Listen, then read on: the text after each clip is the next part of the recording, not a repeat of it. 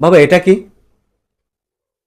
তখন ছেলেটি মহা বিরক্ত স্বরে বলল, এটা কি ধরনের খেলা বাবা? তুমি কি সত্যি জানতে চাও এটা কি?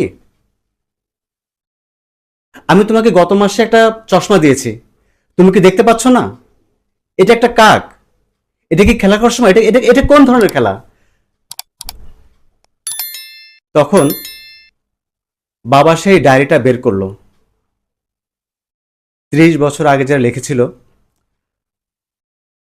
বাবা বললেন, বৎস, ঠিক এরকমই একটা ঘটনা আজ থেকে 30 বছর আগে আমার সঙ্গে ঘটেছিল।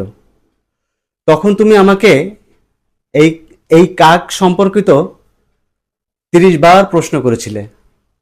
আমি 30 বারই তোমাকে হাসি মুখে উত্তর দিয়েছিলাম। অথচ আজকে তুমি 2বারও উত্তর দিতে পারোনি।